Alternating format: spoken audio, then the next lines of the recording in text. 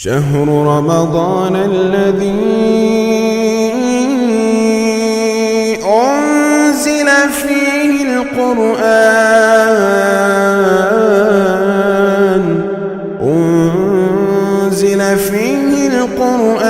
هدى للناس وبينات من الهدى والفرقان۔ قرآن حکیم کا دوسرا پارہ آپ نے سماعت فرمایا۔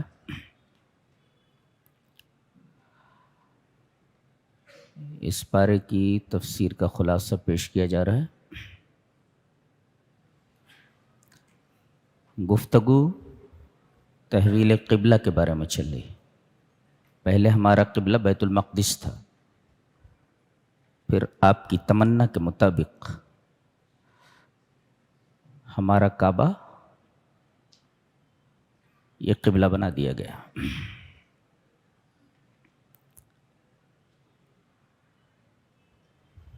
تحویل قبلہ پر منافقین اور یہود نے اعتراض کرنا شروع کر دیا کہ پہلا قبلہ صحیح تھا، یہ دوسرا والا قبلہ صحیح ہے۔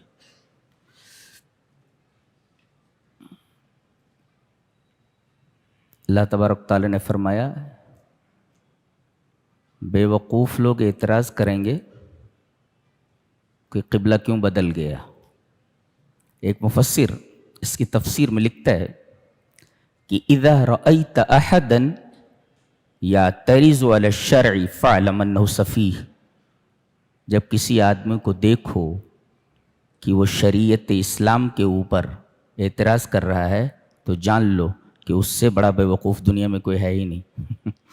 تو گویا اسلام پر اور شریعت اسلامیہ پر اعتراض کرنے والوں کو اللہ تبارک و تعالیٰ نے سب سے بڑا بے وقوف کہا ہے۔ تو جو لوگ شریعت اسلامیہ پر اعتراض کرتے ہیں، اسلام کے قوانین پر اعتراض کرتے ہیں، قرآن حکیم نے انہیں بے وقوف کہا ہے کہ ایسے لوگ بے وقوف ہیں، تو ہم لوگوں کو بھی انہیں بے وقوف سمجھنا چاہیے۔ اچھا،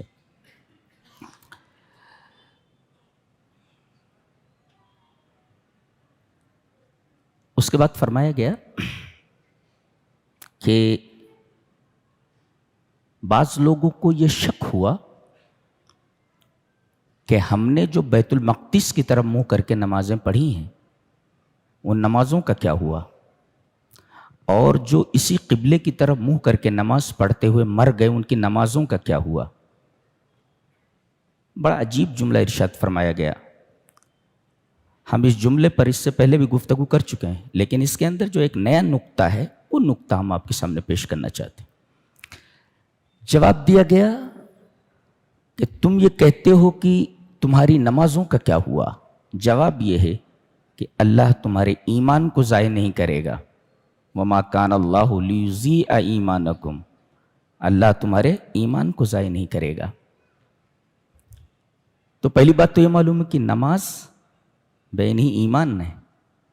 جو آدمی نماز نہیں پڑھتا وہ اپنے ایمان پر نظر ثانی کرے۔ ایک بات تو معلوم، گہرا نقطہ جو ہے وہ یہ ہے کہ یہ سوال کس نے کیا کہ ہماری نمازوں کا کیا ہوا؟ جنہیں نماز کی فکر تھی نا، ہاں، جنہیں نماز کی فکر تھی انہوں نے یہ پوچھا کہ ہماری نمازوں کا کیا ہوا۔ کہیں وہ نمازیں ضائع تو نہیں ہو گئی؟ اس پر ایک مفسر یہ کہتا ہے کہ فوات اجر پر قلوب مومنہ ہی کو تأسف ہوتا ہے۔ اردو گاڑی ہو گئی ذرا سی، اردو گاڑی ہو گئی، پھر سے بولتا ہوں کہ فوات اجر پر قلوب مومنہ ہی کو تأسف ہوتا ہے، یعنی اگر کوئی نیکی ضائع ہو جائے، کوئی نیکی فوت ہو جائے، آدمی وہ نیکی نہ کر سکے، تو اس نیکی کے نہ کرنے پر، فوت ہو جانے پر بڑا افسوس ہوتا ہے اس آدمی کو جس کے دل میں ایمان ہوتا ہے. تو ایمان والے بڑا افسوس کرتے ہیں کسی نیکی کے فوت ہو جانے پر. تو فوات اجر پر قلوب مومنہ ہی کو تاسف ہوتا ہے. یہ مطلب یہ بہت گہرا نکتہ ہے. تو اگر کوئی نیکی چھوٹ جائے اور اس پر آپ کو افسوس ہو تو خوش ہو جاؤ کہ تمہارے دل میں ایمان ہے. اس لیے کہ فوات اجر پر تاسف، افسوس قلوب مومنہ ہی کو ہوتا ہے. یہ بہت گہرا نکتہ ہے، اسے مضبوطی سے یاد رکھو.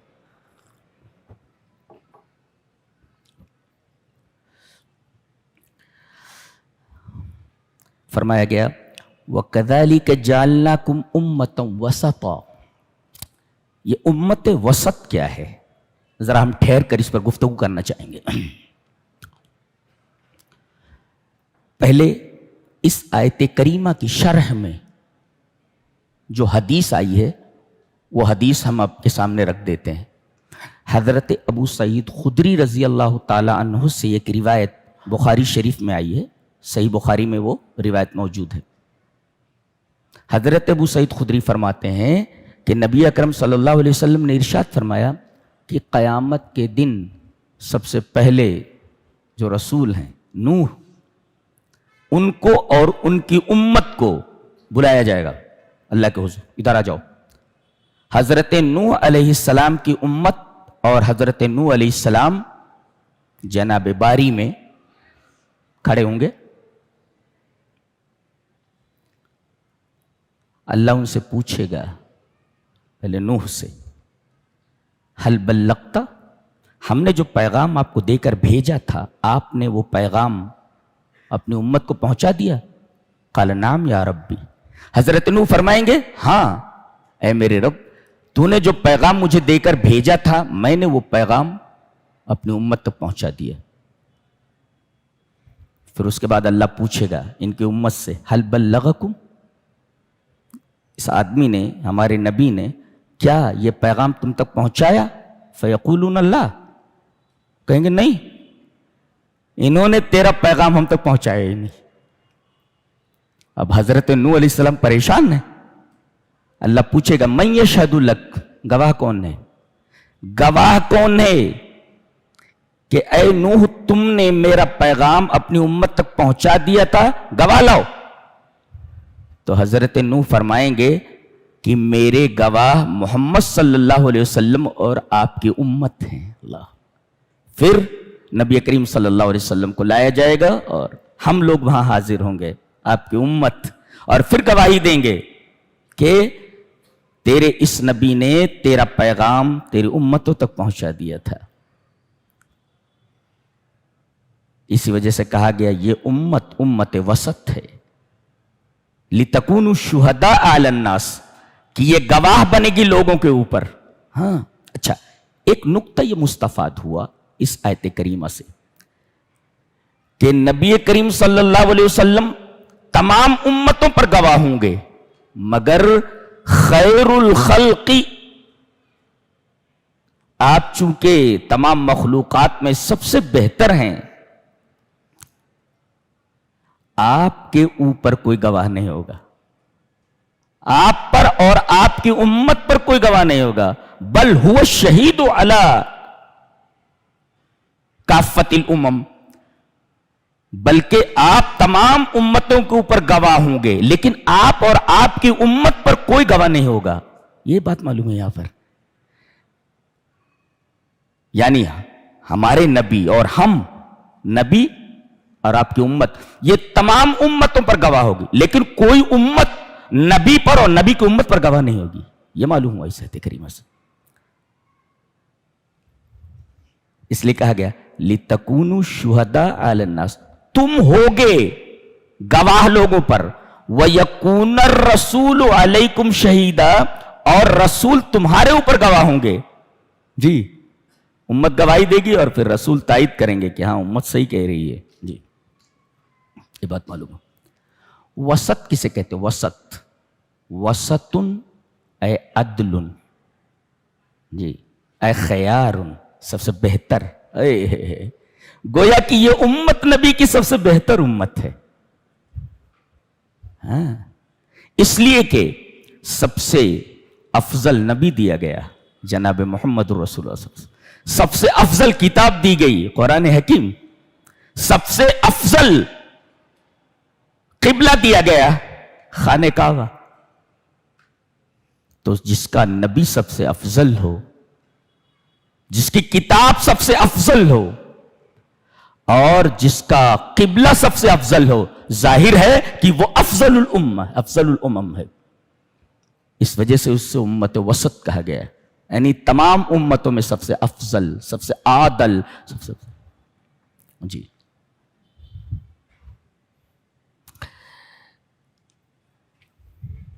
ایک بڑی پیاری بات کہی جا رہی ہے، پہلے وہ آیت پڑھ لیتے ہیں، غور سے دیکھیں.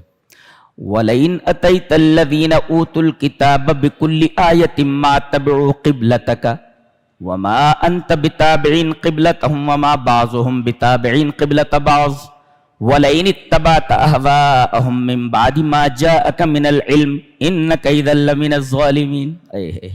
اس کی سٹائل کیا ہے بولنے کی؟ سب سے حیرانی مجھے اس کی گفتگو کے اوپر ہوتی ہے. یہ انسان کا کلام نہیں ہو سکتا. اس کی جو بولنے کی سٹائل ہے، یہ کسی انسان کی بات اس انداز کی ہو ہی نہیں سکتی. یہ کلام خود بتا رہا ہے کسی انسان کا کلام نہیں ہو سکتا. کوئی ہے جو اس کا متکلم ہے، وہی اللہ ہے. بہرحال اللہ نے فرمایا کہ یہ یہود اتنے پکے ہیں کہ ان کے سامنے تمام نشانیاں پیش کر دو، تب بھی یہ تمہارے قبلے کو ماننے والے نہیں. آج تک وہ مسجد اقصی کے پیچھے پڑے ہوئے ہیں. کتنی بھی دلیل ان کے سامنے رکھ دو کہ قبلہ اصل میں خانہ کعبہ ہے، یہ ماننے کے لیے تیار نہیں. ما تبعوا قبلتک، آپ کے قبلے کو ماننے والے نہیں ہیں. تمام نشانیاں بکل آیت، غور کرو، بکل آیتن، ہر نشانی پیش کرنے کے بعد یہ بات کو مان کیوں نہیں رہے ہیں؟ وجہ کیا ہے؟ جواب دیا گیا وَلَئِنِ اتَّبَعْتَ أَهْوَاءَهُمْ، یہ ہوا کے متبع ہیں. یہ ہوا مانے خواہش نفس، جو دل کہتا ہے یہ اپنی خواہش کے متبع ہیں. وَلَئِنِ اتَّبَعْتَ أَهْوَاءَهُمْ، احوا جمع ہوا، احوا جمع ہوا، یہ اپنی خواہش کے متبع ہیں. اور کسی مفسر نے اس پر بڑا اچھا تفسیرہ کیا ہے کہ اذا دخل الہوا قلبا، جب کسی دل میں ہوا داخل ہو جائے، خواہش نفس داخل ہو جائے، تو لا یقبل الحق، حق کو قبول کرنے کے لیے کبھی تیار نہیں ہوتا. یہ بات یاد رکھو. مفسر کی تفسیرہ کیا ہے کہ اذا دخل الہوا قلبا کان الحق بعیدا منہ فیصبح لا یقبل الحق. یہ تفسیرہ ہے اس کا کہ جب کسی کے دل میں خواہش نفس داخل ہو جائے اور وہ نفس کا پابند ہو جائے، خواہش کا پابند ہو جائے، تو حق اس سے دور ہو جاتا ہے. اب یہاں خواہش آ گئی، اب حق نکل گیا، یہاں سے وہاں کھڑا ہو جاتا، جا کر کے دور ہو جاتا اس سے. اب جب حق اس سے دور ہو گیا تو اب یہ دل اس حق کو قبول کیسے کرے گا؟ قبول کرنے کے لیے حق کو قریب ہونا چاہیے نا. ہوا داخل ہونے کے بعد حق دور ہو جاتا ہے. یعنی ہوا اور حق میں، دونوں میں آپس میں دشمنی ہے، عداوت ہے دونوں میں. جہاں ہوا آ جائے وہاں حق نہیں رہتا. یہ دنیا کے لوگ جو حق کو قبول نہیں کرتے، در حقیقت اس کے پیچھے ان کی ہوا کار فرما ہے، ان کی خواہش نفس کار فرما ہے. کہ یہ چاہتے ہیں کہ پابند نہ رہیں. حق پابند کرتا ہے، یہ چیز کرنا، یہ چیز نہیں کرنا ہے. لیکن خواہش نفس وہ کہتی ہے جو چاہے کرو. تو جو چاہے کرو یہ آزادی ہے، اور حق کہتا ہے یہ کام کرنا ہے، یہ کام نہیں کرنا ہے. ظاہر ہے کہ خواہش نفس آزادی چاہتی ہے، پابندی نہیں چاہتی. لہذا یہ ہوا جہاں آ جائے وہاں حق اس سے دور ہو جاتا ہے. یہ وجہ بتائی گئی کہ آدمی حق کو قبول کیوں نہیں کرتا، اس لیے کہ ہوا کا متبع ہوتا ہے. آگے پڑھی پیاری بات فرمائیے. ان حقائق میں سے ایک حق ہے رسول کی معرفت، کہ یہ سچا رسول ہے. یہود کو معلوم ہے یہ، اور یہ حقیقت ہے، یہ مانتے ہیں کہ یہ رسول وہی رسول ہے اور رسول برحق ہے. آیت دیکھیے، الذین آتیناہم الکتاب یعرفونہ کما یعرفون ابناءہم، یہ میرے نبی کو اس طرح پہچانتے ہیں، جن کو ہم نے کتاب دی ہے یعنی یہود و نصارہ، جس طرح یہ اپنے بیٹوں کو پہچانتے ہیں. اس آیت پر رک کر ہم ذرا گفتگو کریں گے. یہ پہچانتے ہیں، کیسے پہچانتے ہیں؟ پہلا سوال تو یہی ہے نا.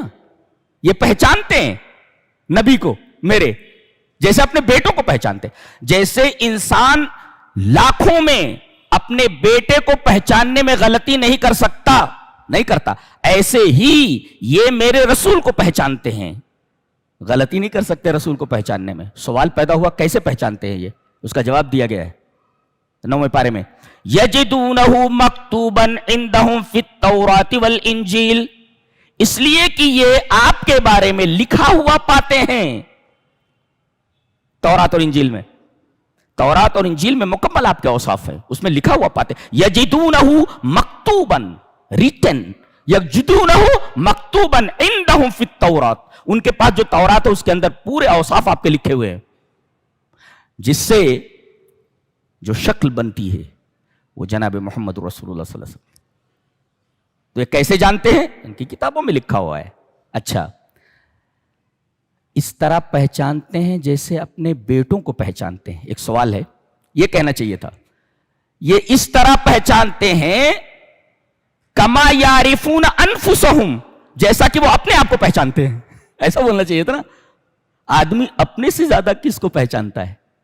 تو بجائے اس کے کہ یہ کہا جاتا کما یعرفون ابناءہم، جیسے کہ وہ اپنے بیٹوں کو پہچانتے ہیں، یہ کہا جاتا جیسا کہ وہ اپنے آپ کو پہچانتے ہیں. یہ نہیں کہا گیا کہ جیسا وہ اپنے آپ کو پہچانتے ہیں، یہ کہا گیا جیسا کہ اپنے بیٹوں کو پہچانتے. کیوں؟ اس کا جواب کیا ہے؟ جواب یہ ہے لِأَنَّ الْإِنسَانَ لَا يَعْرِفُ نَفْسَهُ إِلَّا بَعْدَ انْقِضَاءِ بُرْهَةٍ مِّن دَهْرِهِ. انسان اپنے آپ کو کافی عرصے کے بعد پہچانتا ہے کہ میں ہوں. ہاں، آدمی پیدا ہوا، بچہ اپنے آپ کو نہیں جانتا میں کون ہوں، تو اپنے آپ کو پہچاننے کے لیے آدمی کو کافی عرصہ لگتا ہے. ہاں، فوراً نہیں پہچانتا. لیکن بچہ جیسے پیدا ہوا، باپ فوراً پہچان جائے گا یہ میرا بچہ ہے جی. تو اپنے آپ کو پہچاننے میں دیر لگتی ہے، ایک مدت گزرتی ہے، مگر اپنے بیٹے کو پہچاننے میں کوئی دیر نہیں لگتی، فوراً پہچان لیتا ہے یہ میرا بیٹا ہے. قرآن حکیم کی نفسیات دیکھو، اس کا بولنے کا انداز دیکھیے، کلام الہی. اللہ اکبر، اللہ کی قسم کھا کر کے کہتا ہوں یہ اللہ کا کلام ہے جی.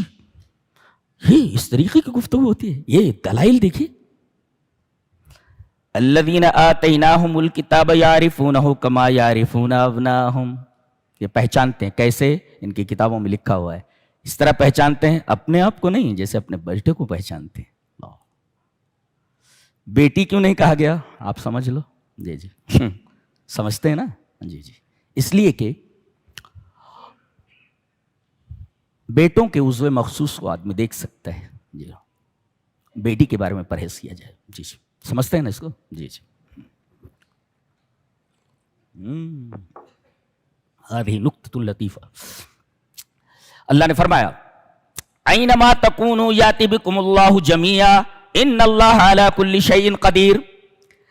آپ لوگ میری طرف مکمل متوجہ ہو جائیں، بہت عجیب و غریب بات بولنے جا رہا ہوں. تم جہاں کہیں بھی رہو، یاتی بکم اللہ جمیعا، اللہ تم سب کو لے آئے گا. تم سب کو، ایک بھی بچے گا نہیں. جی، وہ کہتے ہیں ہمارا خدا یہ ہے، ہمارا بھگوان یہ ہے، ہمارا گاڈ یہ ہے. ایک ہی ہے، وہ کہہ رہا سب کو لے آؤں گا میں. یہ جو دوسرے لوگ دوسری ہستیوں کو معبود بنا کر بیٹھے ہیں، یہ سب ہمارے پاس آنے والے ہیں، یہ کہیں بھاگ کر نہیں جا سکتے. یاتی بکم اللہ جمیعا، اللہ ان سب کو اپنے پاس لے آئے گا. جی، چاہے بر میں ہو، چاہے بحر میں ہو، چاہے پہاڑوں کی کھوہوں میں ہو، غاروں میں ہو، کہیں بھی ہو، مچھلی کے پیٹ میں ہو، کسی جانور کے جسم کا جز بن گئے ہوں، تم سب ہماری نگاہ میں ہو. تم سب ہماری نگاہ. کیا علم ہے اللہ، کیا سبحان اللہ، کیا علم، کیا علم، سب ہماری نگاہوں کے سامنے ہو تو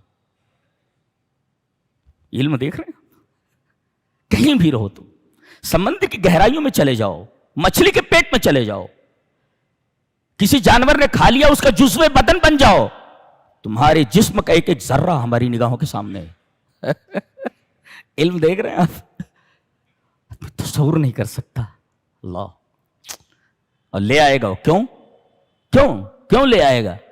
ان اللہ علی کل شیء قدیر، بے شک اللہ ہر چیز پر قادر ہے. ذرا ایک ٹکڑے پر ہم بحث کرنا چاہتے ہیں. اللہ ہر چیز پر قادر ہے. ایک صاحب نے ایک عالم سے سوال کیا کہ اللہ ہر چیز پر قادر ہے؟ بولے ہر چیز پر قادر ہے.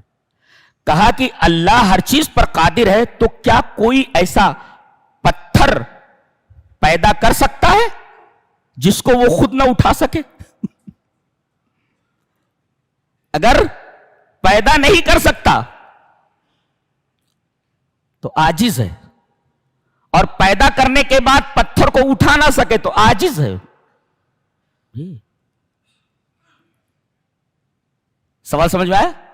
کیا اللہ ایسا پتھر پیدا کر سکتا ہے جس کو وہ نہ خود اٹھا سکے؟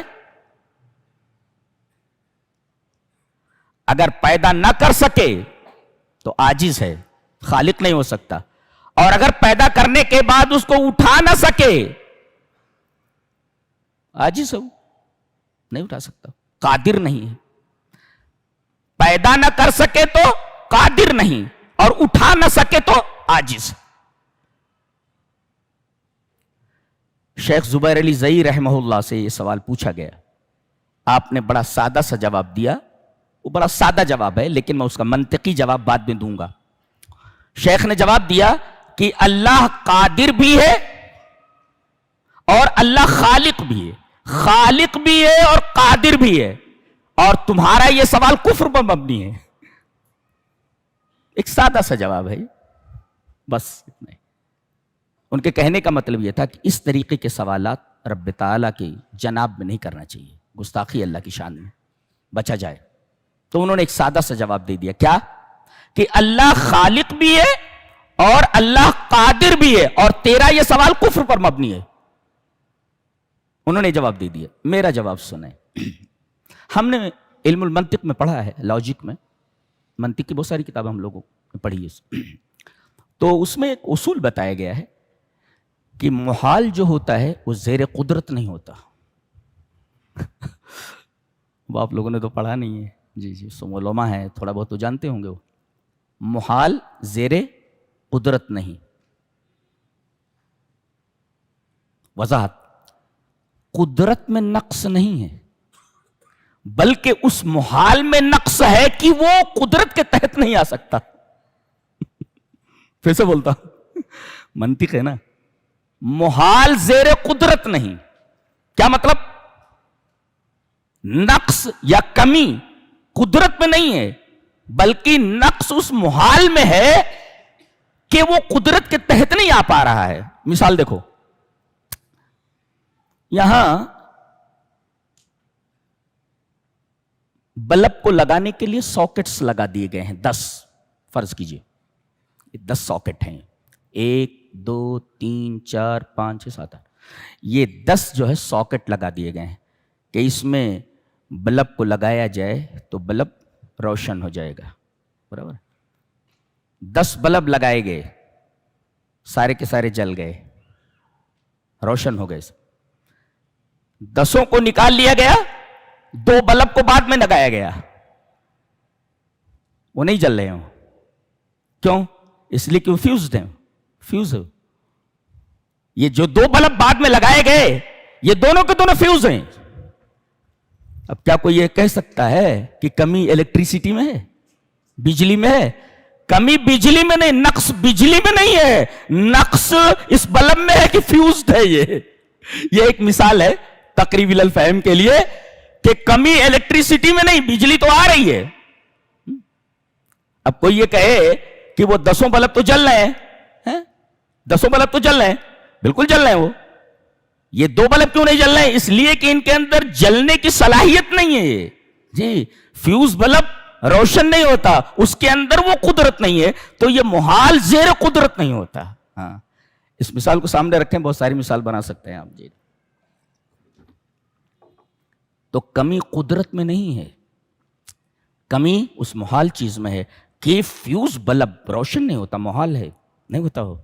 کمی اس بلب میں ہے کیونکہ وہ فیوزڈ ہے. وہ اسی طرح نبی کریم صلی اللہ علیہ وسلم تبلیغ کامل لے کر کے آئے. آپ مبلغ کامل ہیں،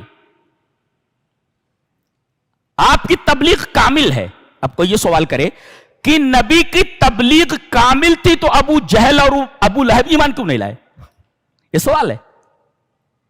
نبی کی تبلیغ کامل ہے تو ابو جہل اور ابو لہب ایمان کیوں نہیں لائے؟ جواب اس کا یہی ہے کہ نبی کی تبلیغ کامل ہے مگر کمی ابو جہل کے دل میں تھی کہ وہ اس تبلیغ کامل کے فیض حاصل کرنے سے قاصر تھا. یہ مطلب ہے اس کا. تو یہ باتیں یاد رکھیے. ان اللہ علی کل شیء قدیر، اللہ ہر چیز پر قادر ہے جی، ہر چیز پر قادر ہے. اللہ نے فرمایا، کیا بات کہی گئی، سبحان اللہ. فَاذْكُرُونِي أَذْكُرْكُمْ وَاشْكُرُوا لِي وَلَا تَكْفُرُونَ. اس آیت پر ہم ٹھہرتے ہیں. تم مجھے یاد کرو میں تمہیں یاد کروں گا. ہماری کیا حیثیت ہے، ہماری کیا اوقات ہے. ابھی دیکھیں کیسا علم رکھنے والا ہے، کتنا پاورفل ہے وہ کہہ رہا ہے تم مجھے یاد کرو تو میں تمہیں یاد کروں گا، تم میرا ذکر کرو میں تمہارا ذکر کروں گا. اس سے بڑا شرف اور کیا ہو سکتا ہے کہ رب تعالیٰ کسی کو یاد کریں. ہم یاد کریں تو ایک بات ہے، لیکن کمال یہ ہے، شرف یہ ہے کہ رب تعالیٰ آپ کو یاد کریں. اللہ فرما رہا ہے کہ تم مجھے یاد کرو میں تمہیں یاد کروں گا. اس سے بڑا شرف کیا ہو سکتا کہ اللہ تمہیں یاد کرے. اور اللہ تمہیں کب یاد کرے گا؟ جب تم اس کو یاد کرو گے. فَاذْكُرُونِي أَذْكُرْكُمْ وَاشْكُرُوا لِي وَلَا تَكْفُرُونَ. انسان کی حیثیت، اس کی اوقات دیکھو. اس کے بعد رب تعالیٰ فرما رہے ہیں کہ تم مجھے یاد کرو میں تمہیں یاد کروں گا. اللہ کسی کو یاد کرے، کتنی بڑی بات ہے. اس سے بڑی بات، اس سے بڑا شرف کیا ہو سکتا ہے. اور ذکر ہی اس کا ذریعہ ہے کہ اللہ تمہیں یاد کرے.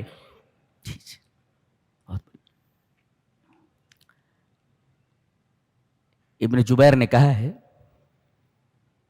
کہ اس قول کا مطلب یہ ہے کہ اللہ یہ فرما رہا ہے اذکرونی فی النعمت والرخاء اذکرکم فی الشدۃ والبلاء.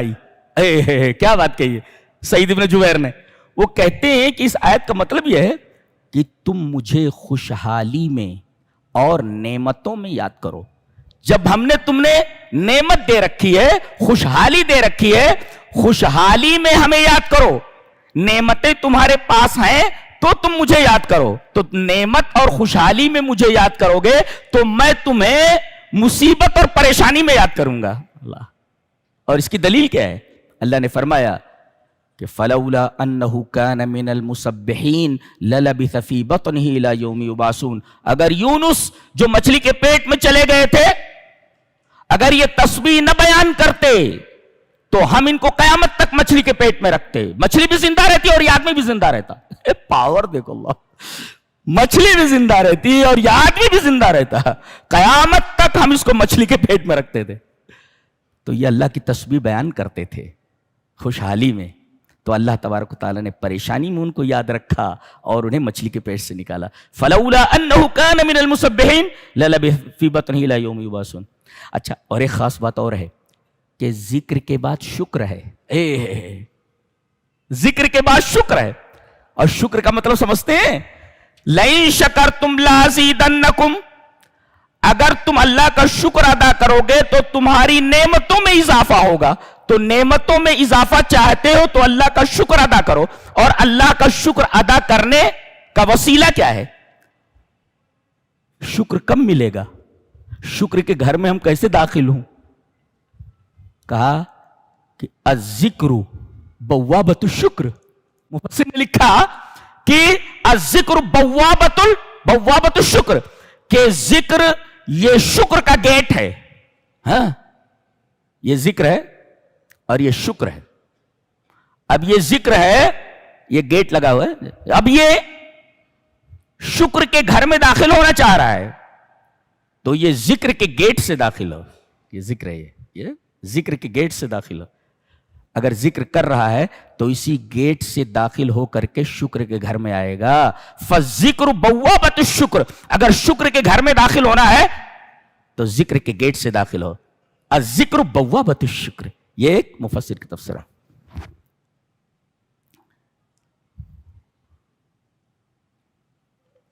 اور اس کے بعد شکر کو صبر کے ساتھ ملا دیا. ذکر کرو تو شکر تمہیں حاصل ہوگا. اچھا, اور اگر تم شکر کرتے ہو شکر تو شکر کے ساتھ صبر لگا دیا گیا. اور نبی کریم صلی اللہ علیہ وسلم نے فرمایا کہ مومن ہر حال میں خیر حاصل کرتا رہتا ہے. اگر مصیبت آئے تو صبر کرتا ہے, اور نعمت ملے تو شکر کرتا ہے. یہی دو حالتیں ہو سکتی ہیں. تو شکر کے بعد صبر کو لایا گیا ہے. فاذکرونی اذکرکم واشکروا لی ولا تکفرون یا ایھا الذین آمنوا استعینوا بالصبر. صبر لایا گیا, یعنی ذکر کے ساتھ شکر اور شکر کے ساتھ صبر. ترتیب دیکھ رہے ہیں, ترتیب کتنی خوبصورت ترتیب ہے. مصیبت آئے تو مومن صبر کرتا ہے, اور اگر خوشحالی آئے تو شکر کرتا ہے. مومن ہر حال میں خیر ہی حاصل کرتا رہتا ہے. اچھا, صبر اور صلات میں کیا ربط ہے؟ یہ دیکھیں ربط دیکھیں بھائی, صبر ہے اور نماز ہے. کہتے ہیں کہ ربط یہ ہے کہ بالصبر قوت القلب وبالصلاة قوت البدن وبہما یستدفع کل شر ویستجلب کل خیر. کیا مفسر نے بھی کیا تفسیر کیا ہے, کیا بولتا ہے کہ صبر سے دل کو قوت ملتی ہے, اور نماز سے بدن کو قوت ملتی ہے, اور جس کا دل اور بدن دونوں قوی ہو جائیں تو ہر شر کو دور کیا جا سکتا ہے اور ہر خیر کو حاصل کیا جا سکتا ہے. کیا تفسیرہ ہے دیکھیں, بالصبر قوت القلب وبالصلاة قوت البدن وبہما یستدفع کل شر ویستجلب کل خیر. اللہ, یہ ہے. اس وجہ سے صبر کو اور صلات کو ایک ساتھ لایا گیا. اس کے بعد یہ فرمایا گیا جو اللہ کی راہ میں قتل کر دیے گئے انہیں مردہ مت کہو. مردہ مت کہو. اچھا, پھر کیا کہا جائے ان کو؟ پھر کیا کہا جائے؟ تم مر گئے نا تو مردہ نہ کہا جائے, کیا کہا جائے؟ بولے انہیں شہید کہا جائے. کیا کہا جائے انہیں؟ شہید. لیکن ان المعین لا یوصف بالشہید الا بنص, کہتے ہیں عام طور پر کہا جا سکتا ہے جو اللہ کی راہ میں قتل کر دیے گئے وہ شہید ہے, وہ شہداء ہے وہ. لیکن نہیں کہہ سکتے کہ فلاں آدمی شہید ہے, فلاں یہ آدمی شہید ہے, فلاں صاحب مر گئے یہ شہید ہے. کیوں؟ اس لیے کہ فلاں آدمی معین شخص کے لیے شہید کا لفظ بولنے کے لیے نص چاہیے. ان المعین لا یوصف بالشہید الا بنص, نص موجود ہونا چاہیے. جی جیسے اللہ کے رسول نے کسی کے بارے میں کہا یہ شہید ہے تو وہ شہید ہے. جیسے عثمان غنی کے بارے میں آپ نے فرمایا شہید ہیں. جی, تو جن کے بارے میں نص موجود ہے ان کو متعین طور پر کہہ سکتے یہ شہید ہے. لیکن جس کے بارے میں نص موجود ہے, آج ہمارے ہاں بڑے بڑے علماء کو بول دیتے ہیں فلاں جگہ کوئی عالم کہتا ہے فلاں شہید. ارے فلاں شہید, اس پر نص کہاں ہے؟ وہ شہید کیسے ہے؟ نص کہاں ہے؟ معین جو ہوتا ہے اسے شہید نہیں کہا جا سکتا جب تک کہ اس کے اوپر نص موجود نہ ہو. نص ضروری ہے. ایک بات تو یہ معلوم ہے. اور دوسرے یہ زندہ ہیں, اگر وہاں شہید زندہ ہیں, یہ بل احیا, تو یہ کیسی زندگی ہے؟ لا تشابہ حیاتنا الدنیا, یہ ہماری دنیاوی زندگی کے مشابہ نہیں ہے. جی, پتہ نہیں کیسی حیات ہے, وہ اللہ کو معلوم ہے. اللہ کو معلوم. عمرے کا بیان ہو رہا ہے. ایک نکتہ بتانا چاہتا ہوں, بڑا عجیب و غریب ہے, متوجہ ہیں؟ کہتے ہیں کہ جو نفلی عمرہ کرے, نفلی عمرہ کرے, ومن تطوع خیرا, نفلی عمرہ کرے, کہ عمرہ کرنا پھر اس کے بعد نفلی عمرہ کرتا رہے, نفلی حج کرتا رہے. فإن اللہ شاکر علیم, اللہ شاکر ہے اور علیم ہے. کبھی آپ نے شاکر کا مطلب سنا ہے؟ شاکر کسے کہتے ہیں؟ اللہ شاکر ہے. بندہ شاکر ہے, اللہ کا شکر ادا کرتا, کوئی نعمت ملے اللہ کا شکر ہے تو آپ شاکر ہوئے. اللہ شاکر کیسے؟ وہ نعمت ملنے پر شکر ادا کر, ارے وہ سب کو نعمت دیتا ہے, اسے نعمت کی کیا ضرورت ہے؟ تو اللہ شاکر کیسے ہوا؟ ما معنی شاکر؟ شاکر کہتے ہیں الشاکر هو الذی یصیب العامل اکثر من عملہ. شاکر وہ ذات ہے جو عامل کو, عمل کرنے والے کو اس کے عمل سے زیادہ دیتا ہے. جی, عمل کیا 10 روپے کا اور دے رہا ہے 100 روپیہ, اس کو کہتے ہیں شاکر. الذی یصیب العامل اکثر من عملہ. ایسا نہیں ہے, ایسا ہی ہے. کیا ہم پڑھتے ہیں الف لام میم, تو الف پر 10 نیکیاں, حالانکہ وہ ایک ہی حرف ہے. لام پر 10 نیکی, میم پر 10 نیکی. یہ جو نیکیاں مل رہی ہیں, ایک نیکی کر رہے ہیں تو ایک نیکی کے بدلے 10 نیکیاں آپ کے نامہ اعمال میں لکھی جا رہی ہیں. تو یہ جو عامل کے عمل سے زیادہ جو دے رہا ہے وہی شاکر ہے. تو اللہ تبارک و تعالیٰ کی صفت شاکر اس وجہ سے ہے کہ وہ عامل کو اس کے عمل سے بڑھ کر دیتا ہے, عمل سے زیادہ دیتا ہے. یہ وہ شاکر. شاکر ان کے ساتھ علیم کیوں لگایا گیا؟ ہاں, آیتوں کے آخر میں جو اللہ کی صفات آتی ہیں اس کے اندر بڑی باریکی ہوتی ہے. علیم کا مطلب جاننے والا. جاننے والا کیا مطلب ہو جاننے والا؟ شاکر میں یہ بتایا گیا کہ اے عمل کرنے والے بندے, تو عمل کر, تیرے عمل سے ہم تمہیں زیادہ عطا کریں گے. ایک نیکی کر, ایک نیکی پر 10, 700 سے بھی زیادہ کرام دیں گے. اس کے بعد اطمینان دلایا گیا. کیا بندہ کہہ سکتا ارے چھوٹی نیکی کیا ہے میں نے, ایسا ہے وہ پتہ نہیں میں نے کیا ہے کہ نہیں کیا ہے, بھول گیا ہوں. علیم کہہ کر کے اطمینان دلایا گیا. کیا کہ تو نے چھوٹی نیکی کی ہو یا بڑی نیکی کی ہو, نیکی کر کے بھول بھی گیا ہو, لیکن ہمیں مکمل علم ہے. ہمیں مکمل علم ہے, چھوٹی نیکی ہے کہ بڑی نیکی ہے, تو بھول گیا نیکی کر کے, لیکن ہم نہیں بھولے ہیں. علیم, ہم جانتے ہیں. تو تیری چھوٹی نیکی کے اوپر بھی تجھے مطمئن ہو جانا چاہیے کہ ہمیں اس چھوٹی نیکی کا بھی علم ہے اور ہم اس چھوٹی نیکی کے اوپر تجھے اجر دینے والے ہیں. یہ مطلب ہے علیم کا. شاکر کے ساتھ علیم کو جو جوڑا گیا ہے. کیا بات ہے, سبحان اللہ. کہا گیا جو لوگ توبہ کر لیں اور اصلاح کر لیں, خاص طور سے وہ لوگ جو علم کو چھپاتے ہیں, توبہ کر لیں, اصلاح کر لیں اور وضاحت کر دیں کہ ہم نے اس علم کو چھپایا تھا. بہت سارے لوگ ہیں مسئلہ جانتے ہیں کہ مسئلہ یہ ہے لیکن چھپاتے ہیں اس کو. ضروری ہے کہ توبہ کریں وہ اور اپنی اصلاح کریں اور کھول کر بیان کر دیں. بینو, کھول کر بیان کر دیں ہمارا مسئلہ غلط تھا. لیکن ہمارے مفتیان کرام کہاں رجوع کرنے والے, کہاں رجوع کرتے ہیں؟ نہیں رجوع کرتے. اللہ فرما رہا ہے اگر ایسا کر لیں, توبہ کر لیں, اصلاح کر لیں اور وضاحت کر لیں, فَأُولَئِكَ أَتُوبُ عَلَيْهِمْ, ان کی میں توبہ قبول کرنے والا ہوں. اچھا, اس کے بعد صفتیں لا رہے. یہاں دیکھو شاکرun علیم, 2 صفتیں آئیں اور شاکر کے ساتھ علیم کو جوڑا گیا. اور یہاں وَأَنَا التَّوَّابُ الرَّحِيمُ, توبہ کرو میں توبہ قبول کرنے والا ہوں. تو تواب کے ساتھ رحیم کیوں لایا گیا؟ تواب نے توبہ کو قبول کرنے والا. اللہ فرما رہا ہے توبہ کرنے کے بعد گناہ کیا تم نے, معافی مانگ رہے ہو نا, اللہ رحیم ہے اور یہ رحمت تقاضا کرتی ہے کہ کوئی توبہ کر لے تو اللہ توبہ کرنے والے کو سزا نہ دے.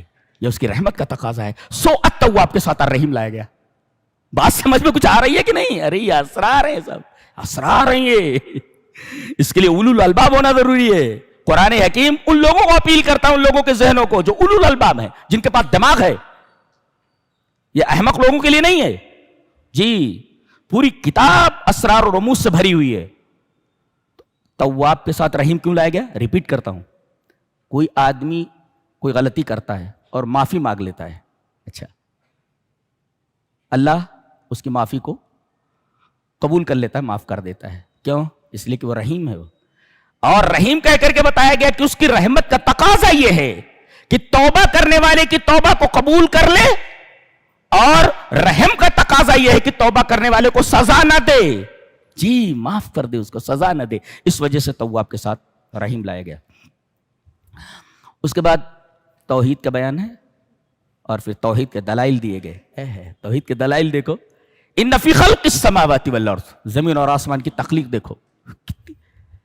ناسا کے سائنسداں حیران ہیں. کہیں کہیں وہ اپنی لانگ رینج جو ان کی دوربینیں ہوتی ہیں بس چند ہی سیاروں تک، چند ہی چیزوں تک پہنچ چکے ہیں. کائنات، یونیورس تو ایکسپینڈ ہو رہی ہے مسلسل. ان فی خلق السماوات والارض، میتھمیٹکس کے پیمانے تھک جائیں، کائنات کتنی بڑی ہے اس کا اندازہ نہیں لگا سکتے. فی خلق السماوات، اتنا بڑا آسمان ہے اور ان کو بغیر پلر کے کھڑا کیا گیا. والارض، زمین کو پانی کے اوپر بچھایا گیا، ہل نہیں رہی ہے. یہ کمال نہیں ہے؟ واختلاف اللیل والنہار، رات آ رہی ہے دن جا رہا ہے، دن آ رہا ہے رات جا رہی ہے. اختلاف اللیل والنہار، یہ کس کی قدرت ہے؟ والفلک التی تجری فی البحر، اور وہ کشتیاں جو سمندر میں تیرتی ہیں. اللہ، کس نے اس عظیم سمندر کے پانی کو حکم دیا کہ اپنی پیٹھ کے اوپر جہاز کو روکے رکھے؟ جس طریقے سے کوئی آدمی گھوڑے پر سوار ہوتا ہے ایسے ہی جہاز پانی کے اوپر سوار رہتی ہے. جبکہ ایک سوئی ڈال دو تو سوئی ڈوب جائے گی، مگر اتنا بڑا جہاز نہیں ڈوبتا. کس نے کہا، سمندر کو حکم دیا ہے کہ مسخر ہو جا میرے بندوں کے لیے، یہ جہاز ڈوبنا نہیں چاہیے. والفلک التی تجری فی البحر بما ينفع الناس وما انزل اللہ من السماء ماء فاحیا به الارض بعد موتها. کون ہے جو آسمان سے بارش برساتا ہے اور زمین مردہ ہونے کے بعد زندہ ہو جاتی ہے؟ جی اللہ. وتصریف الریاح، اور ہواؤں کو پھراتا ہے. کبھی ہوا ٹھنڈی ہو جاتی ہے، کبھی گرم ہو جاتی ہے، کبھی شرقن چلتی ہے، کبھی غربن چلتی ہے، کبھی جنوبن چلتی ہے، کبھی شمالن چلتی ہے، کبھی بین ذالک، بیچ بیچ میں چلتی ہے. اللہ اکبر. یہ جو تصریف الریاح ہے یہ بھی اللہ تبارک و تعالیٰ کی توحید پر دلیل ہے. والسحاب المسخر بین السماء والارض، آسمان اور زمین کے درمیان یہ جو ٹنوں ٹن گیلن پانی لیے ہوئے چلتے رہتے ہیں، یہ پہاڑوں جیسے ہوتے ہیں یہ، اور ہوا میں چلتے رہتے ہیں، ہوا میں چلتے رہتے ہیں. یہ زمین اور آسمان کے درمیان مسخر ہے.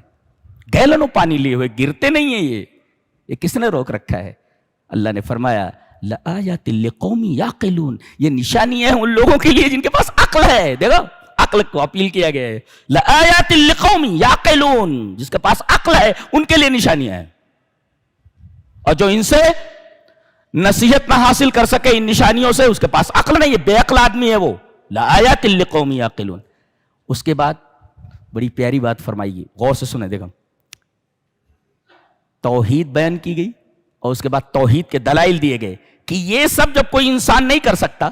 وَإِلَٰهُكُمْ إِلَٰهٌ وَاحِدٌ، تمہارا معبود ایک معبود ہے. اچھا یہ دعویٰ ہے، دعوے کی دلیل دی گئی کہ یہ ساری چیزیں میں کرتا ہوں. کون؟ اختلاف اللیل و نہار، خلق سماوات الارض، یہ ساری چیزیں میں کرتا ہوں. کوئی نہیں کر سکتا. جب کوئی نہیں کرتا تو میں ہی عبادت کے لائق ہوں نا. یہ دلیل دی گئی، دعویٰ کیا گیا، دعوے کی دلیل دی گئی. اور اس کے بعد یہ آیت کریمہ یہ بڑی پیاری ہے جو پہلے سے متصل ہے. کیا؟ وَمِنَ النَّاسِ مَن يَتَّخِذُ مِن دُونِ اللَّهِ أَندَادًا. عجیب بات یہ ہے کہ توحید کے اتنے واضح دلائل کے باوجود بھی کچھ لوگ اللہ کو چھوڑ کر دوسروں کو اپنا معبود بنا لیتے ہیں. یہ کتنی عجیب بات ہے. وَيُحِبُّونَهُمْ كَحُبِّ الْأَنْدَادٍ يُحِبُّونَهُمْ كَحُبِّ اللَّهِ، اور ان سے اس طرح محبت کرتے ہیں جیسے اللہ سے محبت کرنی چاہیے. دیکھو محبت کی دو قسمیں ہیں بنیادی. ایک ہوتی ہے محبت مشترکہ اور ایک ہوتی ہے محبت خاصہ. محبت مشترکہ کی تین قسمیں ہیں. ایک ہے محبت طبعی، جیسے بھوکے کو کھانے سے محبت ہوتی ہے، پیاسے کو پانی سے محبت ہوتی ہے. یہ محبت طبعی ہے، طبیعت کی محبت ہے. اور ایک ہے محبت رحمت، رحمت کی محبت، جیسے والد کو اپنی اولاد سے. جی. اور ایک ہے محبت انس و الف، انسیت کی محبت، جیسے ایک بھائی کو ایک بھائی سے ہوتی ہے، ایک پارٹنر کو اپنے پارٹنر سے، ایک دوست کو اپنے دوست سے ہوتی ہے. یہ محبت الف اور انس ہے. یہ تین ہے محبت مشترکہ. یہ جائز ہے، یہ شرک نہیں ہے. شرک کون سی محبت ہے؟ محبت عبودیہ. جی، عبادت والی محبت. یہ اپنے معبودوں سے محبت کرتے ہیں، ان کے سامنے جھکتے ہیں، تذلل کرتے ہیں، تعظیم کرتے ہیں. یہ محبت اللہ کے ساتھ برابر بھی نہیں کی جا سکتی اور یہ محبت نیچے بھی نہیں کی جا سکتی. جی، برابر بھی نہیں کر سکتے، حرام ہے یہ. ایک نکتہ بتاؤں بڑا عجیب سا ہے. والذین آمنوا اشد حبا للہ، ایمان والے جو ہوتے ہیں وہ اللہ سے سب سے زیادہ محبت کرتے ہیں. قاعدہ ہی نکلا, ان الحکم اذا علق علی وصف, ان الحکم اذا علق علی وصف فیقوی بقوت ذلک الوصف ینقص بنقصہ. یہ اصول ہے کہ جب کسی چیز کو کسی صفت کے اوپر معلق کیا جائے تو وہ صفت جیسے جیسے بڑھے گی ویسے ویسے وہ چیز بڑھے گی, اور جیسے جیسے وہ چیز گھٹے گی ویسے ویسے وہ چیز گھٹے گی. جیسے یہاں دیکھیں, اشد محبت کو, شدت محبت کو معلق کیا گیا ایمان کے اوپر, تو ایمان جیسے جیسے بڑھے گا اللہ کی محبت ویسے ویسے بڑھتی جائے گی, اور جیسے جیسے ایمان گھٹے گا اللہ کی محبت ویسے ویسے کم ہوتی چلی جائے گی. تو یہ اصول نکلا کہ ان الحکم اذا علق علی وصف فیقوی بقوت ذلک الوصف ینقص بنقصہ. یہ اصول نکلا یہاں سے. اللہ اکبر. جی, جو لوگ بدعت کرتے ہیں یا تقلید کرتے ہیں یا کفر کرتے ہیں, ان سے یہ کہا جاتا ہے کہ ان بدعات کے اوپر کوئی دلیل موجود نہیں ہے. ان بدعات کے اوپر کوئی دلیل موجود نہیں. کہتے ہیں ہم نے اپنے آبا و اجداد کو ایسا کرتے ہوئے دیکھا ہے. اس کی مثال دی جا رہی ہے کہ ایسے لوگوں کی مثال ایسے ہے جیسے چرواہا جانوروں کو پکارتا ہے, آواز دیتا ہے, تو جانور آواز کو سنتے ہیں لیکن محتون ندا, ندا کا جو مفہوم ہے, محتون ندا, ندا کا جو مفہوم ہے وہ نہیں سمجھتے. وہ کہتا ہے اور دل ماں, پانی کے اوپر آ جاؤ, تو یہ پانی کے اوپر آ جاؤ یہ جانور نہیں سمجھتا ہے, بلکہ خالی ایک آواز سنتا ہے جس کے مفہوم کو نہیں سمجھتا کہ یہ جو آواز آ رہی ہے یہ رائی بلا رہا ہے, ذبح کرنے کے لیے بلا رہا ہے, یا بیچنے کے لیے بلا رہا ہے, یا پانی پینے کے لیے بلا رہا ہے, یا کھانے کے لیے بلا رہا ہے, یا ذبح ہی کر دے گا, کس لیے بلا رہا ہے معلوم نہیں ان کو. ایسے ہی یہ لوگ جو آبا و اجداد کی تقلید کرتے ہیں, ہمارا امام کیسے غلطی کر سکتا ہے جی, ہمارے آبا و اجداد کیسے غلط ہو سکتے ہیں, یہ ریت رواج ہمارے آبا و اجداد سے آ رہا ہے تو یہ ریت رواج غلط کیسے ہو سکتے ہیں. یہ بالکل ان جانوروں کی طرح ہے جن کے پاس عقل نہیں ہے, جن کے پاس عقل نہیں. ایسے ہی انسانوں نے عقل تو ہے, ان کے پاس عقل نہیں ہے, بہائم کے پاس, انسانوں کے پاس عقل ہے, مگر ان لوگوں نے آبا و اجداد کی تقلید میں اپنی عقل کو معطل کر دیا ہے, معطل کام نہیں لے رہے اس سے. اللہ کہہ رہا ہے کہ یہ جو عقل ہم نے دی ہے ایک روشن چراغ ہے, اس روشن چراغ کو بجھاؤ نہیں, اس روشن چراغ سے مدد لو. جی, انہوں نے تو اپنی عقل کو معطل کر دیا ہے. تو ایسے لوگ جو تقلید آبا میں اتنی دور تک چلے گئے ہیں کہ ان کو پکارو تو بس وہ پکار کا مفہوم نہیں سمجھتے. جی اچھا, اس میں دو لفظ آئے ہیں, دعا و ندا. تو دعا اور ندا میں کیا فرق ہے؟ ندا جو ہوتی ہے بصوت جہوری, زور سے ہوتی ہے جی, اور دعا کیا ہوتی ہے, دھیرے بھی ہو سکتی ہے اور زور سے بھی ہو سکتی ہے. عام طور پر دعا خفی ہوتی ہے اور ندا بصوت جہوری, جہری ہوتی ہے. یہ فرق ہے. یہاں ایک مسئلہ ہم بتائیں گے, یہ دیکھیں, انما حرم علیکم المیتۃ والدم ولحم الخنزیر وما اہل بہ لغیر اللہ.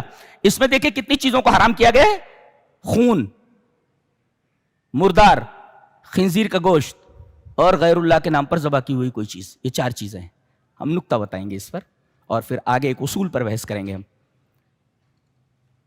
انما یہ مفاد حصر دیتا ہے, حصر کا مفاد ہے. اس سے پتہ چلتا ہے یہی چار چیزیں حرام ہیں, جبکہ کتاب و سنت سے اور بہت ساری چیزوں کی حرمت کا پتہ چلتا ہے. یہاں تو انما لا کر کے بتایا کہ یہ چار چیزیں حرام ہیں, یہ چار چیزیں حرام. نکتہ یہ باریک بات یہ, اشارہ اس بات کی طرف ہے کہ اس کے علاوہ بھی بہت ساری چیزیں حرام ہیں جو کتاب و سنت سے ثابت ہیں, لیکن یہ چار چیزیں بیان کرنے کے بعد انما لا کر کے حصر کرنا اشارہ اس بات کی طرف ہے کہ محرمات قلیل ہے, طیبات کثیر ہے. اشارۃ الی قلۃ المحرمات وکثرۃ الطیبات, کہ حرام بہت کم ہے. جی حرام بہت کم ہے, اس کے مقابل میں طیبات جو پاک چیزیں ہیں وہ بہت زیادہ ہیں. ارے بھائی, تو بہت زیادہ جو پاک چیزیں ہیں ان کو پکڑنا, یہ جو کم چیزیں ہیں ان کو استعمال کرنے کے در پہ کیوں ہے؟ حضرت آدم کی مثال آپ کے سامنے نہیں ہے؟ کہا گیا کہ پوری جنت میں رہو, جو چاہو کھاؤ پیو, تمام چیزیں حلال ہیں, طیبات ہیں آپ کے لیے, لیکن اس درخت کے قریب نہ جانا. دیکھیں ایک ہی چیز حرام کی گئی, حرام قلیل ہے, ایک ہی چیز حرام ہے جنت کے اندر, دیکھو وہاں, اور ساری چیزیں طیبات ہیں. تو طیبات کے مقابل میں محرمات قلیل ہیں. لیکن کیا کرتا ہے شیطان, ان طیبات کو نگاہوں سے ہٹا کر کے, ان کی وقعت کم کر کے لوگوں کو حرام کی طرف لے آتا ہے. اب دیکھو وہاں جنت کی تمام طیبات موجود ہیں, صرف ایک چیز حرام کی گئی, قلیل ہے بالکل, اب گھما پھرا کر کے لے گیا وہیں پر, وہیں لے گیا اور کھلا دیا ان کو, کھلا دیا.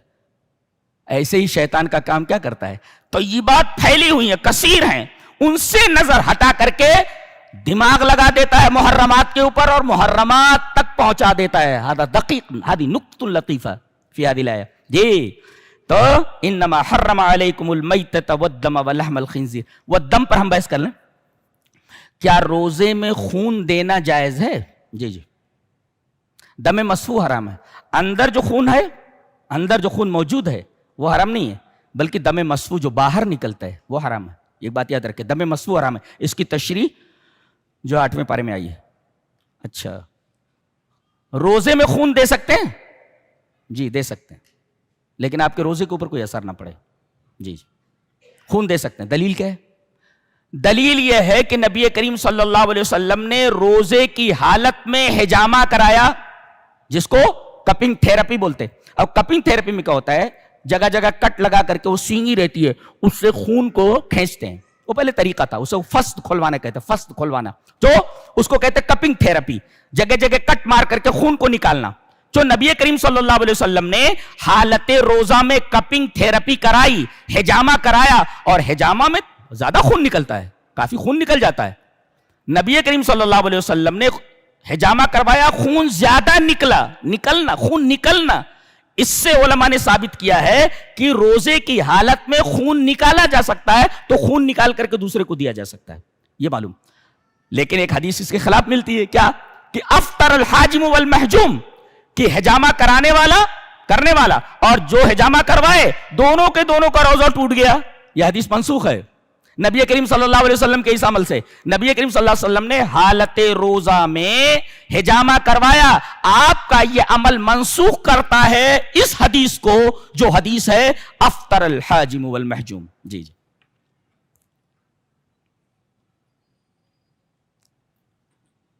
ایک بڑا عجیب و غریب نکتہ ہے.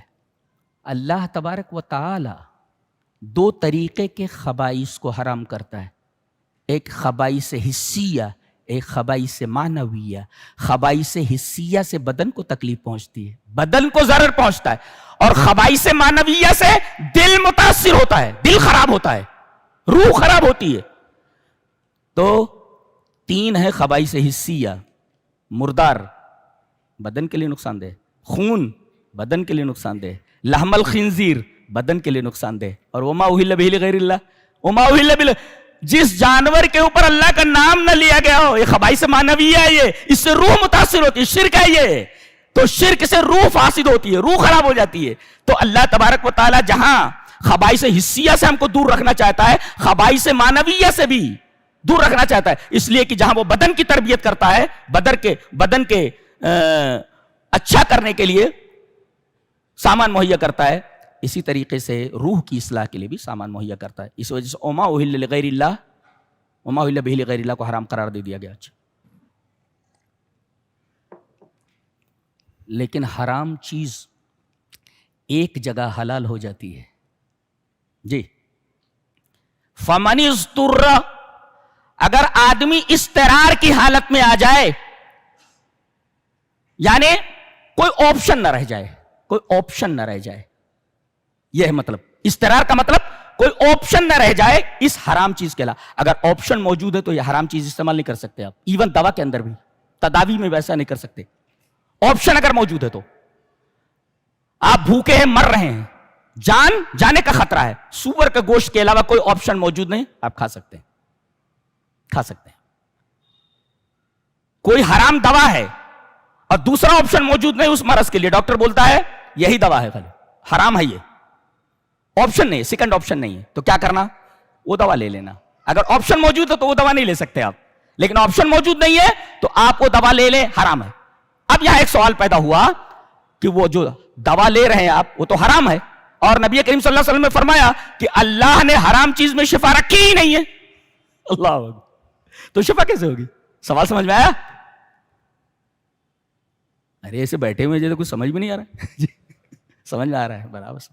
ایسا نہیں ہے کہ میں سمجھا نہ سکوں، میں گدھوں کو بھی سمجھا سکتا ہوں. جی تو سوال یہ پیدا ہوا کہ حرام چیز آدمی دوا کے طور پر استعمال کر سکتا ہے. اچھا لیکن اللہ کے رسول نے فرمایا حرام چیز میں شفا ہے ہی نہیں. تو اس کا جواب ابن حزم نے دیا ہے. ارے ہمارے علماء بھی کیسے تھے. اللہ ابن حزم نے دیا ہے کہ اگر آپشن نہ رہ جائے اور وہی حرام چیز ہی استعمال کی جا سکتی ہے تو اضطرار کی حالت میں وہ جو حرام چیز ہے وہ حلال ہو جاتی ہے، اور حلال میں شفا رکھی اللہ نے. دقیق نکتۃ لطیف ہے. جی سمجھ میں آیا؟ وہ چیز حلال ہو جاتی ہے اور حلال چیز میں شفا ہے، لہذا اس دوا سے آدمی کو شفا پہنچنے والی. اس لیے کہ دوا تو شافی ہو گئی نا، دوا تو حلال ہو گئی. یہ جواب ابن حزم کا ہے اور بہت پیارا جواب ہے، کمال ہے. اللہ تبارک و تعالیٰ اس علماء کو کروٹ کروٹ جنت نصیب کرے. بہت ساری اشکالات کو دور کرتے ہیں وہ، اگر سامنے آ جائے تو. جی اس کے بعد روزوں کا بیان ہے. جی یہ فلائٹ جو ہے روزے کی، رمضان کی، یہ اپنے مطار سے، اپنے ہوائی اڈے سے کب اڑی ہے؟ شعبان کی 30 تاریخ پورا ہونے کے بعد. اس کا نردھارت سمے سن سیٹ ہے، سورج کا غروب ہونا. اب یہ جہاز اڑ رہی ہے، برابر ہے، اور پورا سفر یہ 1 مہینے کا ہے. اور اگلا جو یہ اس کا مطار ہے جہاں اسے لینڈ کرنا ہے، یہ اس طرف محو سفر ہے. یہ لینڈ کرے گی کب؟ جب رمضان کا آخری دن گزر جائے گا اور سن سیٹ ہو جائے گا، یہ رضوان الہی کے مطار کے اوپر اڑ جائے، ٹچ ڈاؤن کرے گا اللہ تبارک و تعالیٰ کی خوشنودی کے مطار پر. جی ہم لوگ سارے کے سارے مسافر ہیں، بیٹھے ہوئے ہیں، چل رہے ہیں، اور تقوی کے پیٹی کو مضبوطی سے باندھ لیں آپ. جی یا ایھا الذین آمنوا کتب علیکم الصیام کما کتب علی الذین من قبلکم لعلکم تتقون. تقوی کی پیٹی مضبوطی سے باندھ لیں، اس لیے کہ اس میں تقوی کی پیٹی باندھنا ضروری ہے بھائی. جی یہ ہوائی جہاز مکمل سفر، اس میں کوئی چیز آپ لے نہیں جا سکتے. چند چیزیں ممنوع ہیں. غیبت نہیں لے جا سکتے، چغلی نہیں لے جا سکتے، حرام کام نہیں لے جا سکتے، شراب نہیں لے جا سکتے، کوئی چیز نہیں لے جا سکتے. ممنوع ہے، سب پروہیبٹڈ ہے اس پلین کے اندر. جی کرنا کیا ہے؟ یہاں کھانا نہیں ملتا دن کے اندر، ہاں رات میں کھانا ملے گا. برابر ہے، اعلان ہو جاتا ہے، کیپٹن اعلان کر دیتا ہے کہ دن میں کھانا نہیں ملے گا یہاں، اور اگر کوئی اپنی فیملی کے ساتھ ہے فیملی سے دور رہے، اس کو الگ بٹھایا جائے. جی دور رکھو اس کو. اس جہاز میں کھانا نہیں ملتا دن کے اندر، رات ہو جائے گی بالکل کھانا دیا جائے گا. یہ اعلان کس کا ہے؟ کیپٹن کا ہے. کیپٹن قرآن حکیم میں شہر رمضان الذی انزل فیہ القرآن ھدی للناس وبینات من الھدی والفرقان. یہ ہے قرآن حکیم. جی تو آگے بڑھیں، اور اس میں کرنا کیا ہے؟ سب سے بڑا کام آپ کو کیا کرنا ہے؟ رمضان کے فضائل اور مسائل کے بیچ میں اللہ تبارک و تعالی نے دعا کا تذکرہ فرمایا ہے. وَإِذَا سَأَلَكَ عِبَادِي عَنِّي فَإِنِّي قَرِيبٌ. سوال الناس للنبی. قرآن حکیم میں جہاں بھی لوگوں نے نبی سے سوال کیا ہے، اس سوال کے جواب میں ہمیشہ قل آیا ہے. يَسْأَلُونَكَ عَنِ الْأَنْفَالِ قُلْ يَسْأَلُونَكَ عَنِ الْخَمْرِ وَالْمَيْسِرِ قُلْ. ہر سوال جو لوگوں نے کیا ہے اس کے جواب میں اللہ نے فرمایا قل. یہ واحد جگہ ہے پورے قرآن حکیم میں یہاں نبی سے سوال کیا جا رہا ہے مگر جواب میں قل نہیں آ رہا ہے. پتہ یہ چلا کہ یہ اتنا مبارک مہینہ ہے، اس کے اندر دعا اتنی عظیم ہے کہ رب اور بندے کے درمیان، دائی کے درمیان کوئی بھی واسطہ نہیں ہوتا. جی قل کا بھی واسطہ نہیں اللہ نے پسند کیا. جی وَإِذَا سَأَلَكَ عِبَادِي عَنِّي قُلْ فَإِنِّي قریب نہیں ہے، فَإِنِّي قریب. قل کو حذف کر دیا گیا، کوئی واسطہ نہیں ہے. اچھا قریب ہوں کس کے؟ تیری دعا کے قریب ہوں، سن رہا ہوں. تو کیا مانگ رہا ہے اس چیز کے قریب ہوں. تجھے کیا چاہیے اس کے بھی قریب ہوں. قریب کا جو متعلق ہے وہ حذف کر دیا گیا ہے. فإنی قریب اجیب دعوت الداعی اذا دعان. اچھا جب دعا کرے گا تبھی دعا قبول کروں گا. دعوت الداعی دعا کرنے والے کی دعا. ہاں جو دعا نہیں کرتا اس کی دعا قبول نہیں ہوگی. جی دعا کرنا ضروری ہے. اجیب دعوت الداعی اذا دعان فلیستجیبوا لی. اب دیکھیے اجابت آئی, میں قبول کرتا ہوں, تو ان کو چاہیے کہ یہ قبول کریں. استجابہ کا مطلب ہوتا ہے کہاں ماننا. ایک مفسر لکھتا ہے من استجاب للہ استجاب اللہ لہ. جو اللہ کی بات مان لے اللہ اس کی بات مان لے گا. تو ظاہر ہے کہ اللہ کی بات مانو, فلیستجیبوا لی میری بات مانو, تو اجیب دعوت الداع. تو من استجاب للہ استجاب اللہ لہ. ہذا دقیق. جی آگے حج کا بیان ہے. حج میں اصل کیا ہے؟ الحج المبرور, جس کے بارے میں نبی نے فرمایا الحج المبرور لیس لہ جزاء الا الجنہ. حج مبرور اگر ہو جائے تو اس کی جزا سوائے جنت کے کچھ نہیں ہے. اچھا تو حج مبرور کہتے کس کو ہے؟ حج مبرور کی تعریف کی گئی ہوا ان یرجع صاحبہ زاہدا فی الدنیا راغبا فی الاخرہ. ہاں حج مبرور کرنے والا کون؟ کہ اس کا کرنے والا جب واپس لوٹے حج کر کے, ان یرجع صاحبہ لوٹے, تو اس کے اندر دو صفتیں پائی جانی چاہیے. اگر دو صفتیں اس کے اندر ہیں تو سمجھو حج قبول ہو گیا, حج مبرور. کیا؟ زاہدن فی الدنیا, اس کا دل دنیا میں نہیں لگتا, قبروں کی زیارت زیادہ کرتا ہے. اللہ کیا کرو, دنیا کیا ہے, بس نکل لو گے ایک دن. سب مایا ہے, سب مایا ہے, کچھ ہے نہیں. قبروں سے تعلق رکھو اپنا, جاؤ وہاں پر اور یاد رکھو کہ یہیں پر آنا ہے ایک دن. یہ سب مایا ہے, کچھ دم نہیں ہے اس میں, کچھ دم نہیں ہے, کچھ دم نہیں. جی اللہ اکبر. تو ان یرجع صاحبہ زاہدا فی الدنیا, دنیا سے بے رغبت ہو جائے, راغبا فی الاخرہ, آخرت کی فکر میں لگ جائے. ایسے آدمی کو دیکھو کہ حج کر کے آیا ہے, یہ دو صفتیں پائی جا رہی ہیں کہ دنیا سے بے نیاز ہو گیا ہے, دنیا سے دل نہیں لگ رہا ہے, دنیا میں دل نہیں لگ رہا ہے. وہ راغبا فی الاخرہ, بس آخرت کے لیے کوشاں ہے, نیکیاں کر رہا ہے آخرت کے لیے.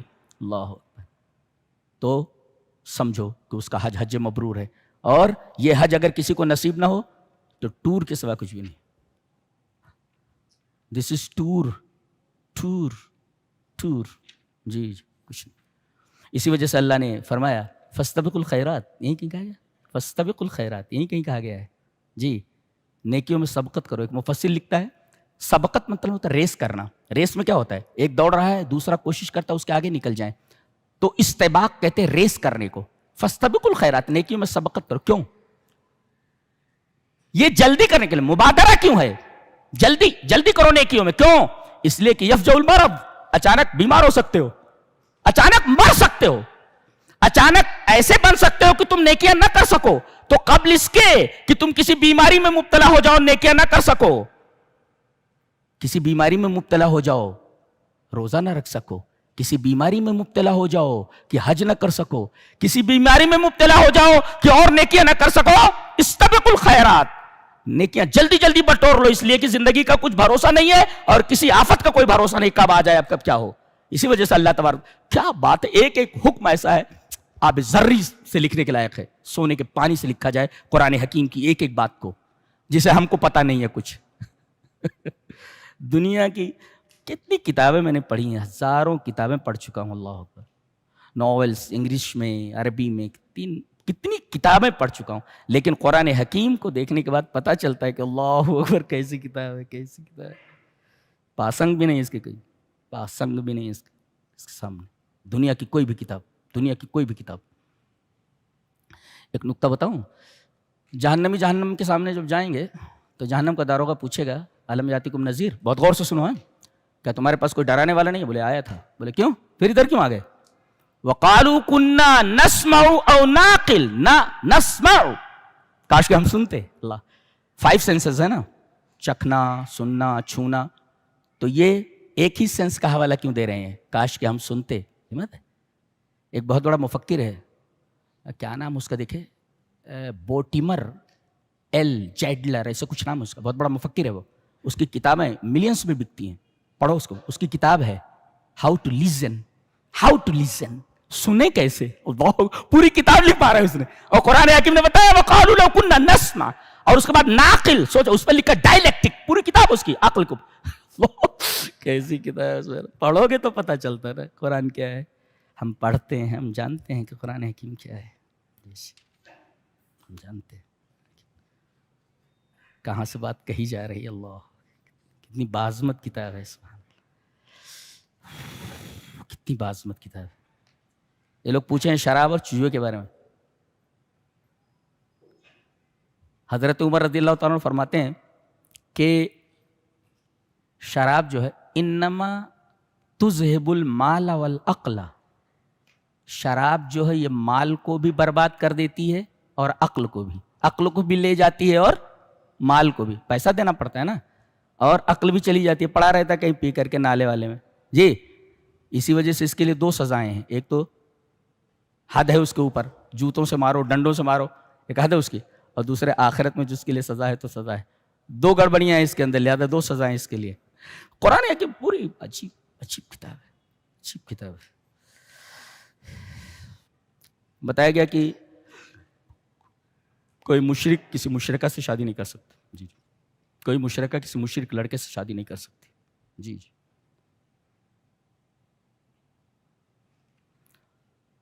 اس کے بعد فرمایا گیا کہ عورتوں کے حقوق مردوں کے حقوق کی طرح ہیں. وَلِلرِّجَالِ عَلَيْهِنَّ دَرَجَةٌ, جی لیکن مردوں کو ایک درجہ حاصل ہے ان کے اوپر. ایک درجہ کیا ہے, وہ کون سا درجہ ہے؟ بہت تلاش کے بعد مجھے ملا ہو کہ کون سا درجہ ہے. یہ کہا القوامۃ ولوازمھا, القوامہ الرجال قوامون علی النساء. جی یہ گھر کے سسٹینر ہیں, نگراں ہیں یہ, اس وجہ سے یہ قوامہ یہ درجہ ہے. وہ لوازمھا, لوازم کے اندر 4-5 چیزیں ہیں. دین کامل ہے مرد کا, اس لیے کہ عورتوں کا مہینے کے اندر تو 10 دن 4-5 دن وہ دین کے اندر کمی ہو جاتی ہے. عقل میں بھی کمی ہے, اگر کوئی چیز بھول جائے تو دو عورتیں ہونی چاہیے, ایک دوسری کو یاد دلا دے وغیرہ وغیرہ. تو القوامۃ ولوازمھا ادی درجہ وللرجال علیہن درجہ. اچھا الطلاق مرتان, طلاق 2 بار ہے, یہ طلقتان نہیں ہے کہ 2 مرتبہ دے. اگر کوئی آدمی بے لفظ واحد یہ کہہ دے میں تجھے 3 طلاق دیتا ہوں, مجھے تو 1000 طلاق دیتا ہوں, نہیں طلاق ہوتی, ہو ایک ہی طلاق ہوتی ہے. کیوں؟ اس لیے کہ مرتان کہا گیا, مرتان بعد مرہ, ایک بار کے بعد ایک بار. آپ یہ کہہ دیں میں 3 بار دیتا ہوں, یہ غلط ہے, یہ غلط ہے, بالکل غلط ہے. طلقتان تھوڑی کہا گیا. اور طلاق دینے کا سب سے جس کو سنی طریقہ بولتے, سنت کا طریقہ ایک ہی ہے, بس ایک ہی طریقہ ہے. کیا؟ حالت طہر میں اسے طلاق دے دی جائے اور 3 حیض اس کے گزر جائے, خلاص وہ نکل گئی. اس کے علاوہ کوئی بھی طریقہ سنت کے مطابق نہیں. جی اب وہ 3 مہینہ گزر گیا, وہ نکاح سے نکل گئی, اب دوبارہ اگر اس سے نکاح کرنا چاہے تو پھر دوسری مہر اور نئے نکاح کے ساتھ اس کو لے آؤ. اور جہاں تک حلالہ ہے, اسلام میں حلالے کا تصور ہی نہیں ہے. جی یہ بات یاد رکھو, لکھ لو اس کو, اسلام میں حلالہ ہے ہی نہیں. لوگ حلالہ کہتے اسلام میں حلالہ, اسلام میں حلالہ ہے ہی نہیں, تصور ہی نہیں حلالے کا. یہ کس نے بنایا حلالہ؟ کہاں ہے؟ میں نے تو نہیں پڑھا, کہیں نہیں ہے. حلالے کا تصور ہی اسلام میں نہیں ہے. لہذا جو لوگ حلالے کو لے کر کے اسلام کو بدنام کرتے ہیں وہ پہلے دلیل لائیں کہ اسلام میں حلالہ ہے. حلالے کا کوئی تصور ہی, کوئی کانسیپٹ ہی نہیں اسلام میں. یہ بات یاد رکھو. بات چل رہی ہے نکاح کی, بات چل رہی ہے طلاق کی, بات چل رہی ہے رضاعت کی, دودھ پلانے کی. عورتیں 2 سال دودھ پلائیں, برابر. شوہر مر جائے تو 4 مہینہ 10 دن اس کی عدت ہے. مطلقہ کی عدت جی ہے 3 حیض ہے. اور اس طریقے سے مختلعہ جو خلا کرا لے اس کی ایک عدت ہے, 1 حیض ہے. جی یہ بحث چل رہی ہے, مسائل بیان ہو رہے ہیں. طلاق, نکاح, امور الاسرہ یعنی خاندگی جو زندگی, آئلی زندگی کے جو امور ہیں وہ بیان ہو رہے ہیں. بیچ میں حافظوا علی الصلوات کہا گیا, نماز کی محافظت کرو. ارے بھائی گفتگو چل رہی ہے نکاح پر, گفتگو چل رہی ہے خاندگی زندگی پر, گفتگو چل رہی ہے طلاق کے اوپر, یہ بیچ میں نماز کہاں سے آ گئی؟ اشارہ اس بات کی طرف ہے کہ مومن مہما کان منہمکن فی معرکۃ الحیات لا یحل له الانشغال عن النداء الی اللہ. جی دنیا کی کسی بھی معرکے میں ہو, کسی بھی حالت میں ہو, نکاح خوشی کی حالت ہے. بعض مائیں بہت کائیاں ہوتی ہیں اور بعض بہنیں وہ بھی بہت ہی کائیاں ہوتی ہیں, بہت کائیاں. سارے ارمان نکال ڈالو بابا, بھیا کی شادی ہے, کہیں ایسے جوڑے گھوڑے مقابلہ نا, کنگال کر دینا سامنے والے کو کنگال کر دینا ہے. یہ بہنیں جو ہے کائیاں ہوتی ہیں. سارے ارمان نکال لو. اب اس سارے ارمان نکالنے کے چکر میں سنت کے کتنے تقاضے پامال ہوتے ہیں یہ کسی کو معلوم نہیں. بتایا گیا کہ خانگی زندگی کے اندر جو فساد آتا ہے, جو خرابی آتی ہے, وہ نماز پر محافظت نہ کرنے کی وجہ سے ہے. جو لوگ نماز پر محافظت کرتے ہیں ان کے گھروں میں خیر ہوتا ہے, ایسی چیزیں نہیں ہوتی الا ماشاء اللہ. جی یہ بتایا گیا نماز پر محافظت ایک بہت بڑی فضیلت والی چیز ہے. کیا کہ جہاں نماز پر محافظت ہوتی جس خاندان میں, یہ تمام باتیں پیدا ہی نہیں ہوتی. یہ باتیں پیدا ہی نہیں ہوتی ہیں اس وجہ سے بیچ میں. اور یہ بھی کہا گیا کہ نکاح خوشی کا, نماز سے غافل ہو جائے گا آدمی, وہ کودنے میں مشغول ہے, ناچنے میں مشغول ہے, کھانے میں مشغول ہے, کھلانے میں مشغول ہے, اور اذان ہو رہی ہے نہیں آ رہا ہے. خبردار, حافظوا علی الصلوات. اچھا طلاق ہو گئی, غمگین بیٹھا, اذان ہو رہی, مارے غم کے مسجد میں نہیں آ رہا ہے.